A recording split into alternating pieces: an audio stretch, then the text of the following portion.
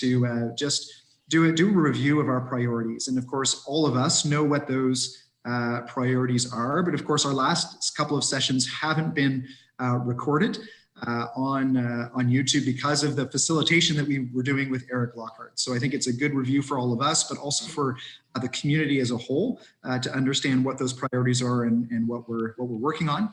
Maybe we can have a quick update on where the working groups are at as we tackle each of those priorities.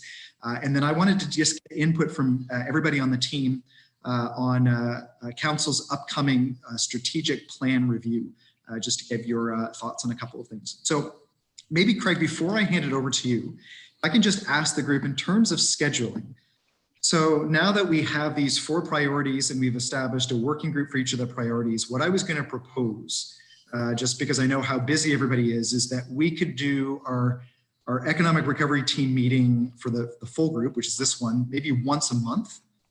And then in between those meetings could allow for a working group meeting as well. So it would basically be, every month we'd have a regular or a full economic recovery team meeting and then a working group meeting if you're a part of a working group.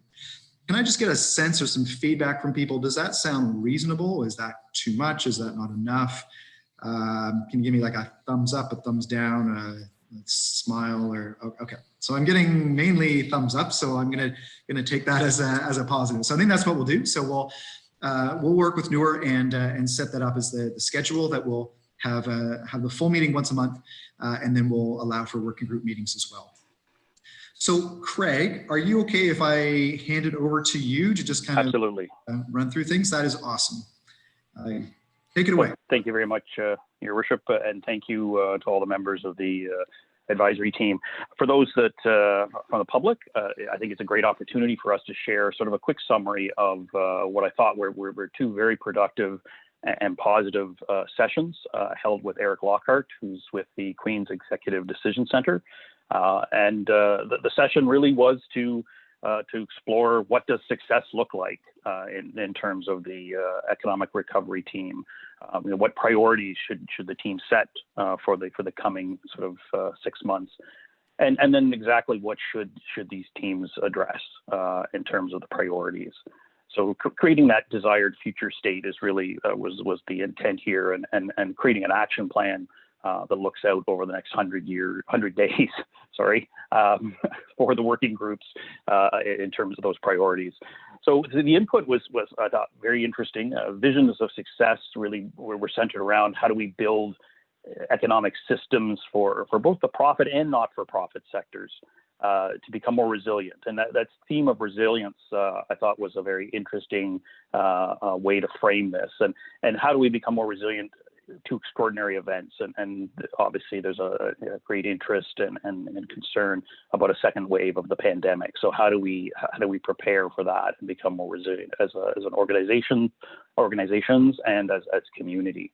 How do we build better community integration? One of the things that I think everybody recognizes is that there's been incredible community integration and organizational integration in the response to the pandemic.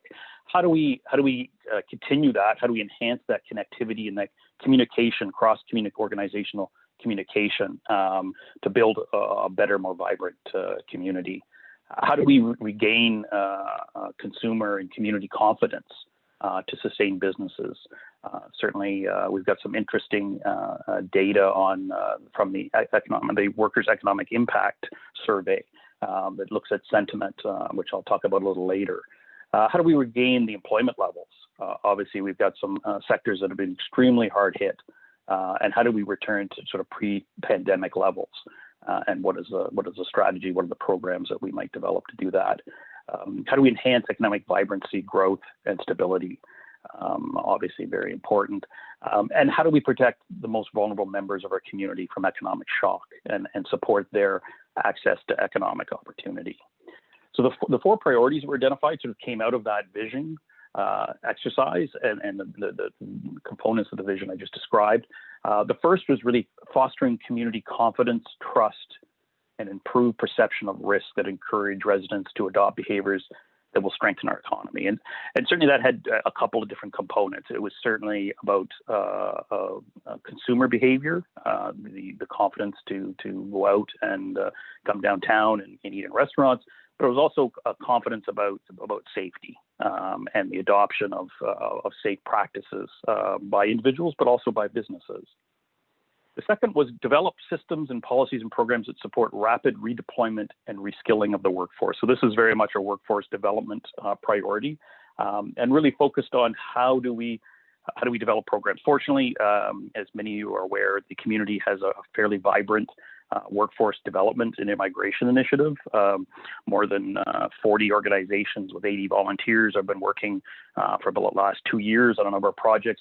We've been really working hard to sort of pivot several of these programs and projects that were in the works to sort of address specific and very immediate needs of those that have been hard hit by the pandemic in terms of employment. We actually have a report going to council on Tuesday next week about some funding to develop a program. So very encouraged that there'll be some good progress with respect to workforce. The third was demonstrate leadership that ensures underrepresented groups. And actually, one of the things in the working group is sort of replacing that term underrepresented groups with persons that are vulnerable, to make sure that they have access to economic opportunity. And I think language is very important in this respect. And we've got some great insights from that working group already. And fourth, how do we increase advocacy and sourcing of the necessary financial resources to meet the needs of our community? The city of Kingston is in the process of developing its own corporate grant strategy to try and maximize the amount of external funds we receive from other levels of government, corporations, and foundations. But how do we look at how do we source additional funding in the immediate term? There certainly is a lot of programs out there right now that may be available to organizations. How do we increase capacity of some of the organizations that may not be more used to applying for funds or have the capacity to do that? Is that workshops, et cetera, to give them capacity? But it could also be sources of funds from fundraising. Obviously, fundraising models have to change with social distancing. How do you move online? Advocacy, again, also very, very important. How do we have messaging and communication that we can share, that the mayor and others leaders in the community can share with others about what's happening in Kingston, what we need, what successes we've had, and how do we move the community forward. So certainly within each of those 4 priorities, there's a number of sort of key initiatives that have already been sort of highlighted. Community confidence and involvement. A lot of that relates to communications, strategy, and campaigns. How do we engage with people? It includes things like access to data, timely and relevant data to help everyone make good and evidence-based decision making. And also, how do we get buy-in from particular groups that are critical to success, and certainly business buy-in in terms of safety, but certainly different populations within the economy. I'm thinking in terms of those working at home now. And the impact that that change of behavior, not going into the office, has on the economy. Older members of the community who maybe are concerned about their safety, and how do we make sure that they feel safe? So I think very exciting opportunities in that priority. Workforce, again, reskilling and redeployment. How do we reskill? Not sending people necessarily back for multi months or multi years of schooling, but how do we provide them with micro skills that are absolutely in demand now? Quick, immediate skills. I think Abba gave a great example in the meeting when she mentioned, how does she help her staff get the skills to take professional photos and learn how to do blogs and vlogs so that she can promote her products. If you're not used to taking pictures there is an art. It's not just a selfie or a simple picture with your phone to put something online. How do you take professional photos? How do you write blogs? All of that is a skill, and there are many in the community that could be engaged from the arts community to provide that professional advice in sort of quick, easy bites. So very interested to see how that develops. Certainly, there's also opportunities. A big part of a lot of the work I'm doing right now relates to data. And how do we access data sources, some obvious, some less. I did demonstrate for the group an effort by Limestone Analytics in partnership with MyTax, looking at sort of scenarios of economic recovery. But it also is data that relates. Google actually has Google mobility data now that is available down to the Census Division that shows sort of where people are versus the baseline of sort of pre-COVID, which is quite fascinating to see, how things have come back and where people are traveling. I'm sure most of you are aware that Google tracks you on your phone with your geolocation, unless you actually know how to turn that off. So again, valuable information from a health perspective to understand parks, for example, in Kingston are up 178%. Attendance at parks. That's a very valuable information to know from the city's perspective in terms of garbage removal and safety. And of course, we've had some challenges that we've had to deal with Breakwater Park, and the data is very clear that that's the case. And then, how do we design custom programs to support the hardest hit sectors? So accommodation, food services, the arts. What are their special needs, and how do we tailor programs specifically to support them? The last group, again, and a very important group, is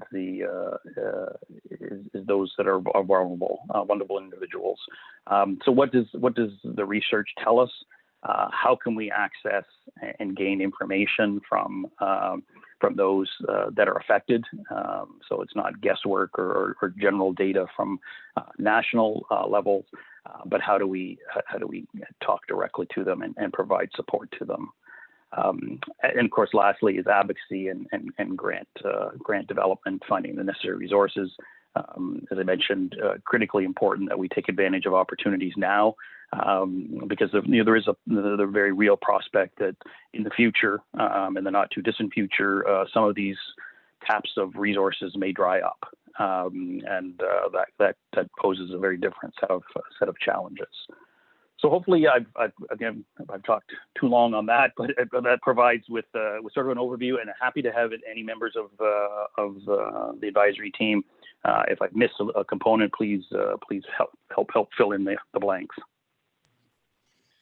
I think that's a pretty comprehensive review. Comments, questions, additions from the group? Yeah, Tricia, go ahead. Craig, I really like that you mentioned in the very first group, not just consumer confidence, but saying community and consumer confidence. And like you said, with another group, language is really important. And our independent artist said we need to talk about community confidence because not everything is built on the consumer model, but people are still providing services.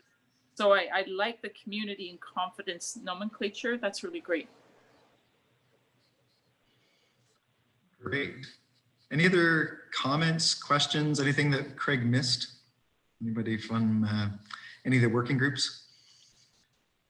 Okay, well, that's great. Thanks, Craig, for just that review. So there's not a whole lot more for us to do at this point. I think we kind of need to get the working groups up and going, and as that work evolves, then when we meet together as a full team, then of course we can do a debrief and have any further discussion as a group. So that's great.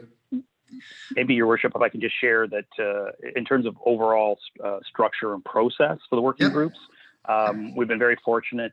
We've had a number of staff that we've been able to call upon, both at the city and at Kingston Economic Development. So I would like to thank Julie Fawcett, who's supporting the workforce working group, JC Kenny, who's providing her expertise to the community confidence.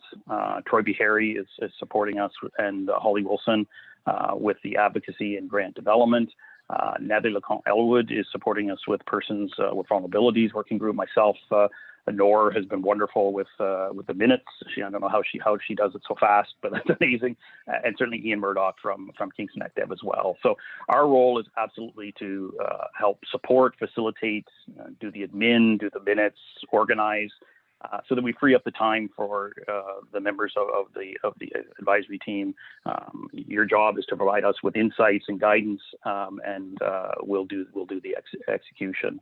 I think across all of the working groups, there was a recognition of a need to engage with others and explore. This is not seen to be giant working groups. Sort of eight sort of was a common number described.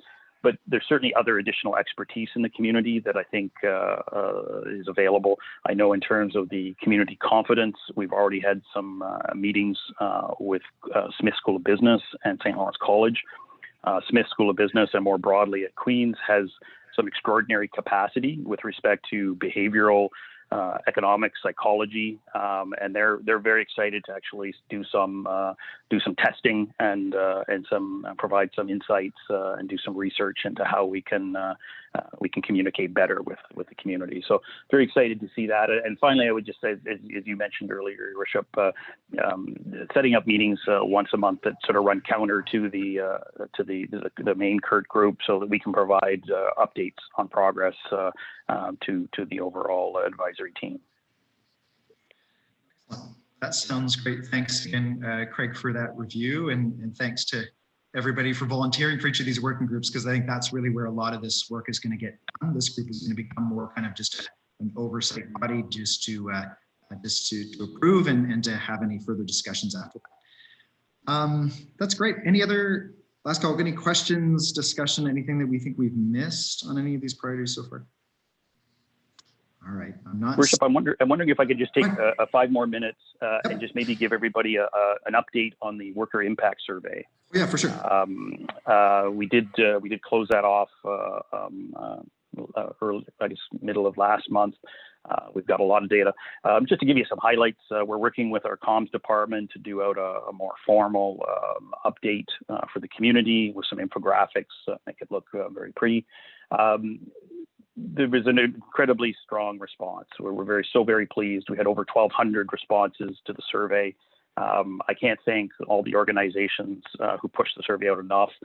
Certainly special thanks to the City Comms Department, but also Dave Doran. He couldn't be here today, but the Kingston Labour Council was also an amazing partner in both the development of the questions, but also in pushing this out to their members. So again, thank you very much to everybody. Just to remind everybody, the responses were completely anonymous. All of the responses were vetted by our privacy officer at the city and removed any identifiable information from the open text questions. It was a lot. 44 questions is a lot of. It's a long survey. It's way longer than what we normally do. And I guess the high level or high number of responses really was quite exciting. That there were so many responses to such a large survey, particularly the open text questions. So we had about, I think, 6 or 7 different open text questions, which basically allowed you to say, do you have anything? I think the last question was, do you have anything else to say? Or what would you like to share with us? I know for me, when I get through a long survey, I'm usually eager to press the submit button and sort of be done with the survey. What's really extraordinary is for that last question, we had over 600 people provide a written submission, and that goes for the other open text questions. There was incredible engagement, which tells me that people wanted to share their experience, and that was excellent. I was so pleased with that. That was sort of required. Was created a different challenge, not to bore people with statistical analysis, but having so many open text questions and different, it allows for very short one-word responses or sort of a paragraph. So we actually, thanks to our friends at St. Lawrence College and a couple of recent grads, did some sentiment analytics and some other analysis like word clouds and common word association that uses natural language processing, which is just a fancy way of describing using computers and language and linguistics to actually try and understand the feelings or the emotions of comments. And it's based on sort of 8 categories, ranging from like joy, trust, surprise, anticipation, fear, sadness, and anger. So it basically is, again, it uses a platform from IBM Watson to do this, and really provided some very interesting insights. So I'll just take 5 minutes and give you some great highlights, because I think there's some really great messages for the community of this. Very high female participation, 73% of the respondents were female. A large representation from the healthcare sector. Over 50% of the respondents worked in the healthcare sector. With such a high number, we actually did 2 separate analyses of the data. We pulled out the healthcare respondents just to explore whether there was any uniqueness with them. One of the uniqueness was the frequent and very positive response to the free parking that they received during the pandemic, and a request to see that continue. That was quite unique to the healthcare responders. There was a very balanced age distribution, which I think was very encouraging, including a fair number of seniors, older population, over 55, over 65. So that was great to see. It was intended to be sort of a frontline survey, and that's who we got. 63% were frontline workers. More than 51% said the communications from their employers was extremely or very clear, which I think is very positive. 56% described their workloads as at above or somewhat above capacity, and really underscored some of the sentiment that we heard about stress, and concern about anxiety in the community. More than 60% said their supervisors were extremely, very, or somewhat helpful in getting the support they needed. So again, very positive. 75% were very or somewhat satisfied with the organization's efforts to keep them safe.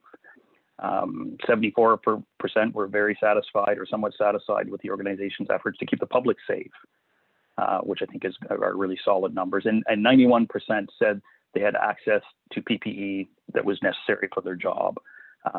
So again, some very, very positive numbers, which I think should bode well for the community. In terms of the sentiment, again, more than 2-to-1 ratio of positive to negative sentiment, which I think is really, really great, with the strongest positive sentiment being trust.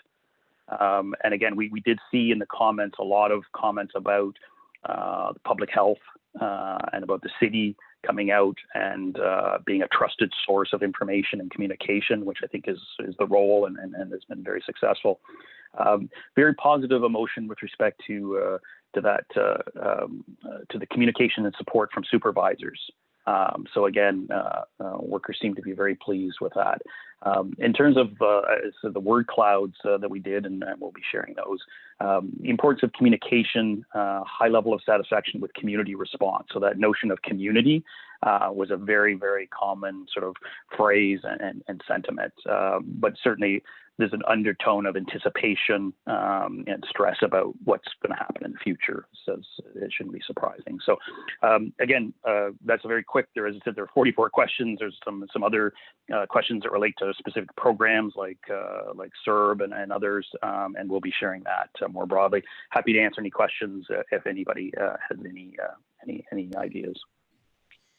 Awesome. Thanks very much, Craig. I'm actually just watching our time because I know, Tim, you have to leave in just a few minutes. So just before you sign off, and we can always circle back, Craig, if there's any further discussions or questions. Absolutely. No problem at all. What I wanted to do is to get some input from the team as myself and other council members look forward later this month to a review of City Council's strategic priorities and initiatives. Now, the context for this is because of this plan was put together before the pandemic hit.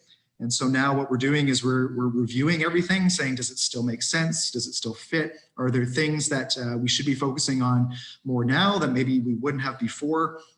What sort of things do we need to either add or take away or double down on? So I think for this group, it's not necessarily fair to throw the entire strategic plan at you guys. Obviously, I think that our priority for housing is still there. Our priority for climate change is still there. So a number of those pieces are still in place. But I do want to bring forward the economic development piece. And I think either Noor or Amber might have a slide if we can put that up, just so I can just show you what's in the existing priorities, and then we could just ask for everyone's feedback. Is that doable? Wonderful. Awesome. Okay, so this is right from the current city strategic plan. So what you'll see there is that there are seven key initiatives that we're looking at in our current plan. And again, this was put together last year before the pandemic. So the first is support new and existing businesses. The second, foster arts, culture, and social enterprises. Number three, create innovation hubs that build on our local strengths in partnership with others.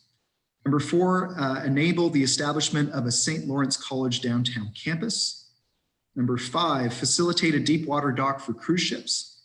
Number six, explore the feasibility of establishing rural business parks and associated services.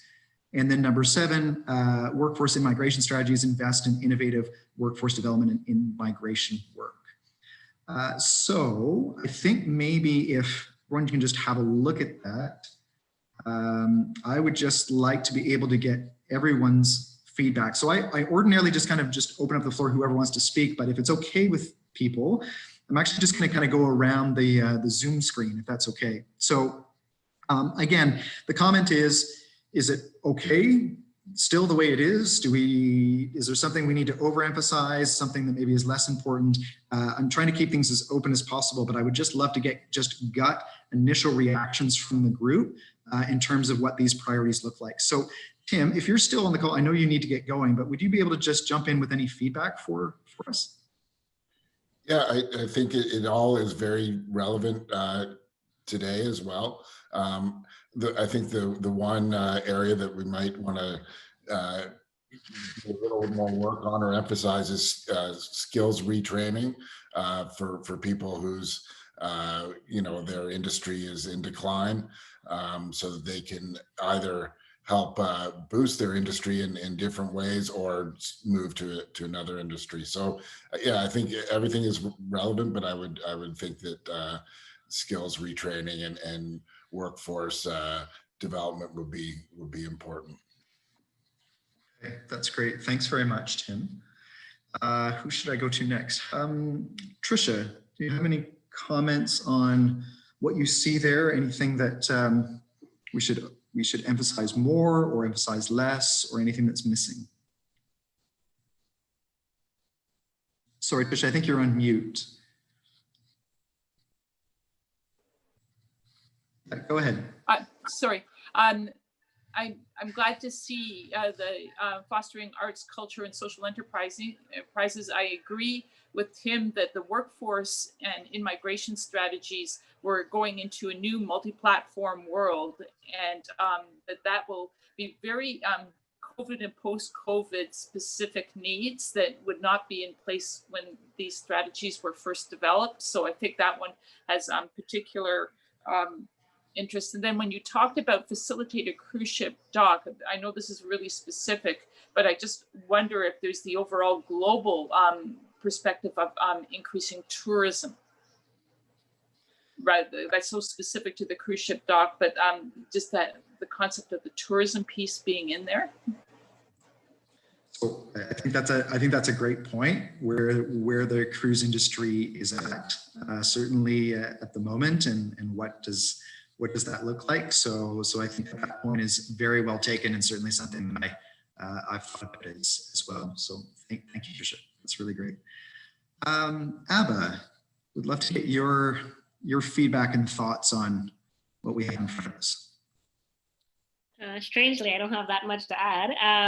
But may I ask, what is the time frame? Is it just for 1 year? Is this a 5-year? Like, what is the length of time for which we are looking at this?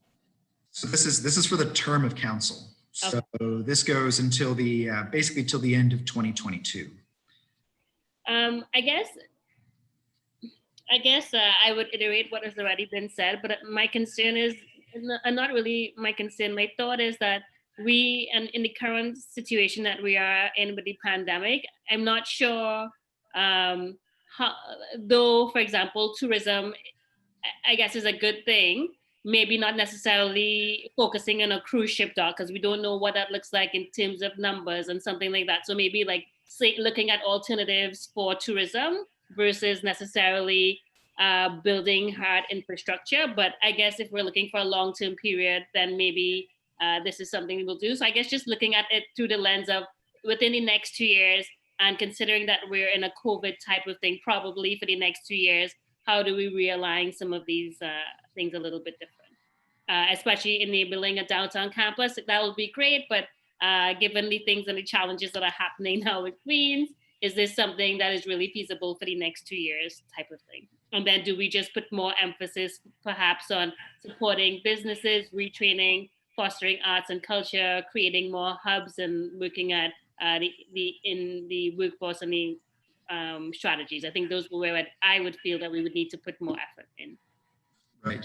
So I think what I'm hearing from you is although a cruise ship dock and even the downtown campus are good things, and we want to maybe advance them, that maybe there's a period of time right now with the pandemic where maybe we should be focusing our resources on other pieces within the tourism sector to kind of support and kind of preserve what we have, even as we're looking for growth strategies further on. Is that a fair description of? Yeah, and I think just, monitoring the tone of the temperance of the Kingston society in terms of, the wanting to have more people, but doing it in a safe manner. And so how do we go along encouraging these things in a way that makes both the community and this vision work together? Yeah, that's great. Great feedback. Absolutely. Okay. Dan, do you have any comments or feedback for us on any of these initiatives we have in front of us? I think Tim and Abba and Tricia are kind of on point. I really do. I'd like to add that if in my business situation, I think the landscape changes every 3 to 5 years, which is just kind of the way it's historically been. What's happened so far in 2020 has left me confused about what's next and what I should be doing. And I think that as difficult as I feel it is, I just really need to keep my eyes up and recognize whatever opportunities might exist. We talked yesterday at our group about having strange needs for various services, and we're struggling to find people to do them. And I think that it's a little bit more of a grassroots observation, and it's connected absolutely to the skills trait, the skills and helping people, get some new skills and some new opportunities to help at the grassroots level. So I think Tim's point is probably my favorite. That's great. Thanks, Dan. That's super. Pavna, love to hear your perspective on the economic development side. And is there anything that kind of jumps out to you or something that you see missing? So it's interesting because just with our work on the social services recovery, something that came out loud and clear in Kathleen's feedback to us about how we were approaching it was reminding us that all agencies, the reason we're doing the work we do is because of the clients, and so making it client-centric. And what, maybe that's why when I look at this, I actually don't see it from the employee perspective. This is more about businesses and helping them. And I think seeing the surge in food programs tells me that there are a lot of people who are underemployed or unemployed and struggling for sustainable employment. And somehow the way this is positioned, and maybe it's intended, I think it's something so fundamental that we sometimes forget to articulate it. But I think what we're missing here is actually looking at people who may not need extra training, who may not need all the help we're trying to push at them, but just need good jobs, sustainable jobs that help them actually pay their bills and feed themselves healthy food. I think that's a great point, because it's true. If we look at like the support businesses, support new and existing businesses, that there's space for us to really zero in. We're I'm not just talking about the business owner, but the employees of those new and existing businesses. And maybe that's a piece that we really need to accentuate and really highlight as we go forward. So that's great feedback. Thanks, Padma. I'm certainly happy to hear from staff as well, Michelle or Allison or Ian, if you, and Craig, if any of you guys have any thoughts. Lanny, I know Lanny and I are kind of more listening today, I think so, but I'd love to hear from anybody else in terms of what any thoughts or perspectives you think that myself or council should be thinking of when we do this review. It's Craig here. Maybe just a comment. One of the questions I didn't highlight in the survey was about how your job has been impacted, and I think the number was 43 or 45% of people were now working remotely. You know, what's interesting is the future of work, and Tim and Dan sort of alluded to the future and how work is changing. One of the pieces that was highlighted was internet accessibility and internet connectivity as a priority. Certainly, you know, we've heard, or I've heard certainly from residents struggling oftentimes in rural Kingston, that you know, you've got two parents at home working remotely, you've got kids trying to connect in for school, and you've got less than adequate connectivity. So certainly connectivity would be, in broadband would be something I'm hearing, and certainly is not just unique to Kingston, but is certainly a pan-Ontario, pan-Eastern Ontario, pan-Canada challenge. Yeah, no question in the midst of the pandemic. I certainly hear often from residents in our community that don't have that connectivity, and just how what of a challenge it is. It's no longer just a nice to have, it's a must have. And so that's definitely something to highlight for sure. Other comments? Hi, it's Allison. Hi, Allison. Yeah, go ahead. Hi. I was just going to jump in terms of the tourism piece. So I definitely agree that there could be a broader tourism priority beyond just a cruise ship. For sure, there's obviously a lot more that goes into that, into tourism. But I would flag also that I think part of this is sort of laying the way for future years. So not being so focused on just, you know, cruises won't happen in the next couple of years, but knowing that the effect of pushing that project off means it doesn't happen for several more years beyond that. And the potential of government funding being available for, you know, infrastructure projects, that sort of thing. So just being thoughtful in that approach, like is there the ability to have a broader tourism priority that would still maintain some infrastructure projects as part of the focus? Oh, absolutely. It's a balance. I think certainly my perspective is to address the short-term challenges and ensure that we're prioritizing that, at the same time not lose sight of those longer-term opportunities. So that certainly will be my view when council has to look at this, for sure. Good. And I know I sent an email to Craig and you about this too, but maybe this is also an opportunity when we're talking about tourism, not to think just about tourism, but to think about global business. That Kingston, not just are we about attracting business within what we have, but actually, I think the economic lift would happen if we were actually exporting or being able to push out globally, or even nationwide. No, absolutely. Just that big picture view that I think can be applied even as we're addressing a downturn. Where are the opportunities and the growth opportunities even in the midst of that, for sure. No, I think that's great feedback. I can't see. Can I add one thing? Yeah, Ian, go ahead. So just sort of touching base more on what Bhavna is saying and even what Dan was saying, I think that obviously 2022 is coming fast. We've almost lost a full year thanks to COVID already, but I think that we need to look at expediting our developable lands for expansion, whether it's tagging on to the Exploring a Rural Business Park If you look at the available lands in Kingston, as well as the available stock in the market with real estate, it's pretty low.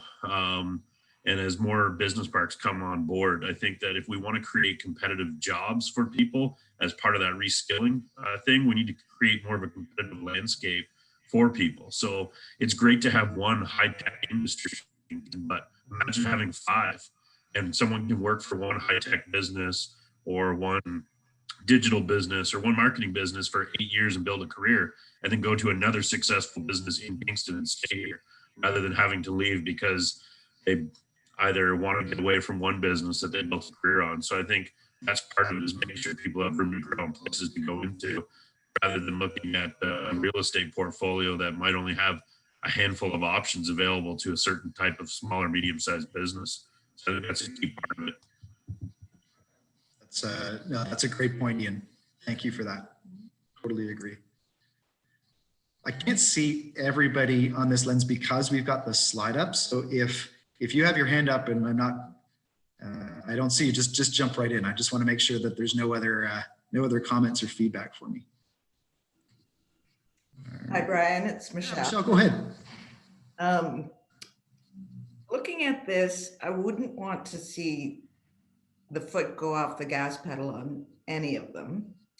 I agree with the sort of the broader tourism scope, but as Allison said, I'd hate to see sort of the foot go off the gas or go on the brake, and not lay the foundation for future. I like what Ian said, definitely what Pavna said from the employee perspective, etc. So I don't have anything really new to add to the conversation, but other than to say I would hate to see the foot go off the gas. Okay. No, absolutely. I totally hear where you're coming from. Absolutely. And to be clear, folks, as I often like to say, I'm one of 13 members of council, and so it will be a collective review from all of us. But what I appreciate about this is I'm going to kind of try to condense and synthesize what you said and be able to share that with council.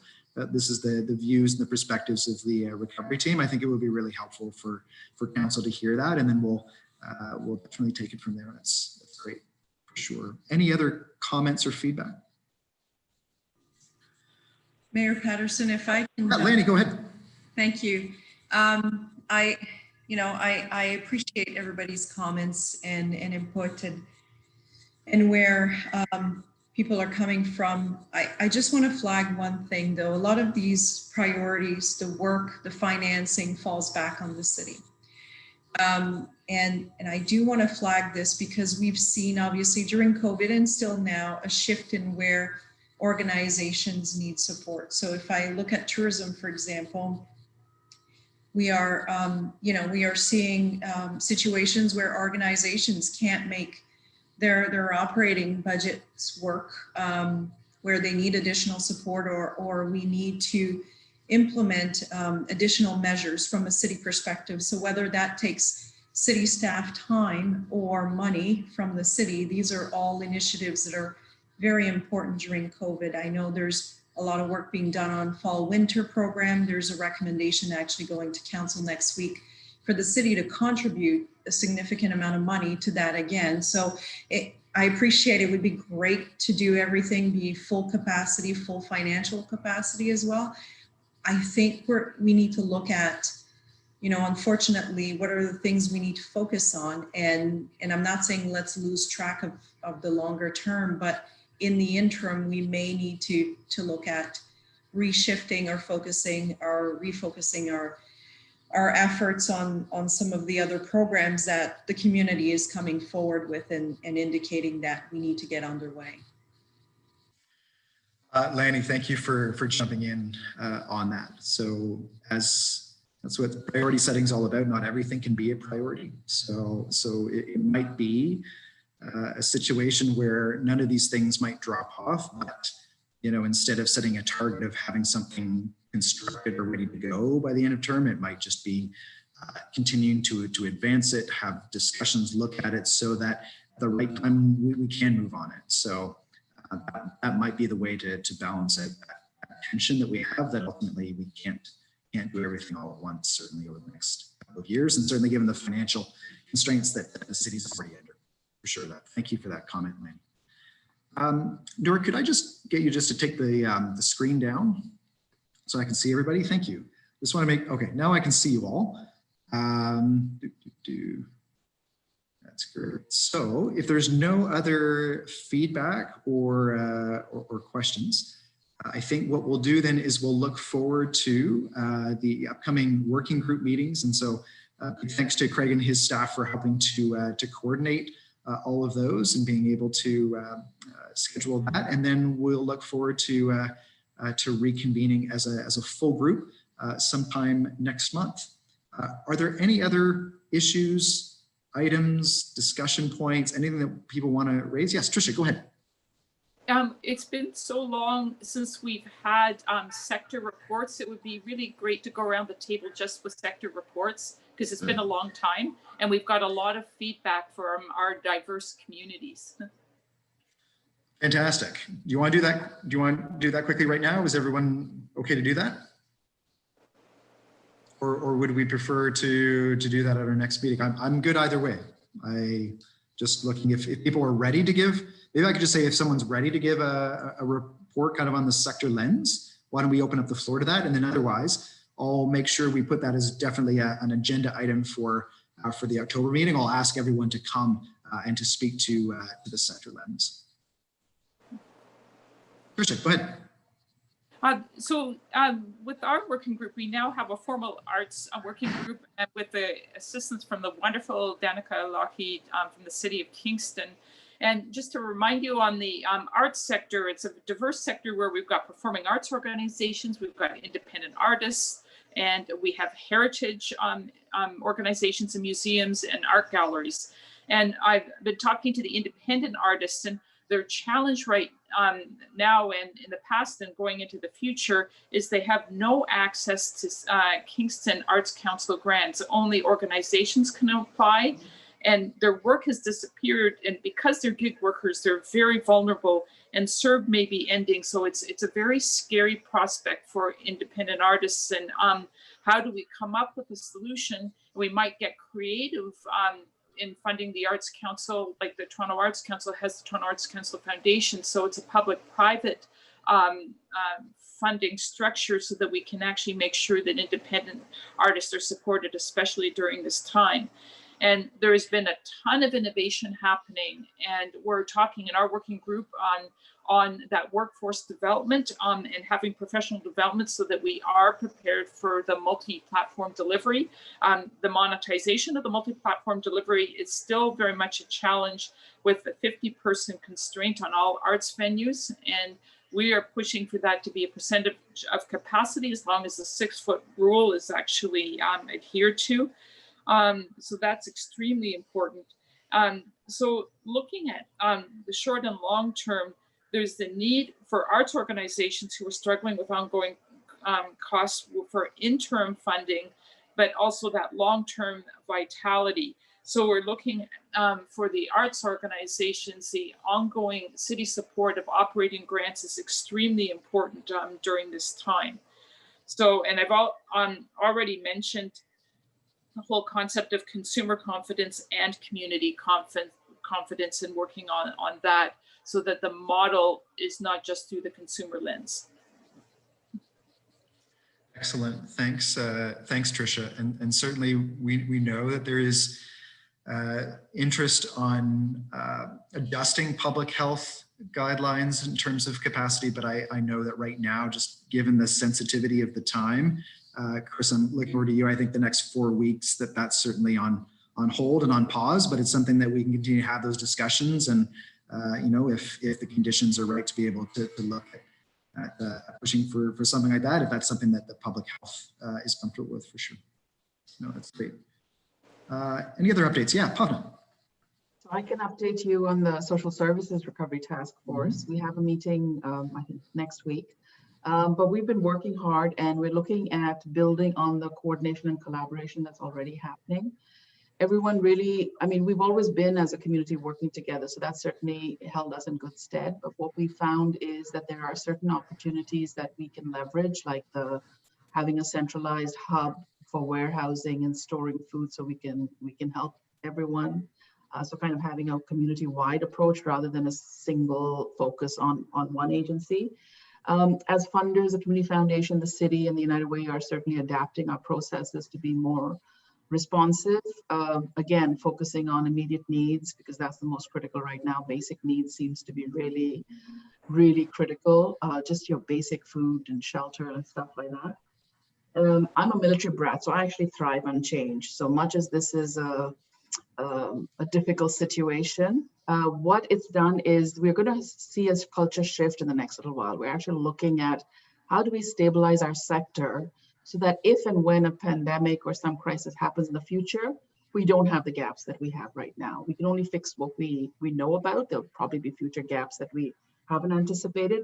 But part of that is looking at it with, as I said earlier, a client-centered focus. So really looking at what do people need to get them through? How do we build resiliency? How do we look short-term, but also long-term on how do we actually strengthen the sectors of these essential services so that we are ready for whatever happens next and whatever is coming in the next few months. So it's almost like a culture shift that we're in the middle of right now.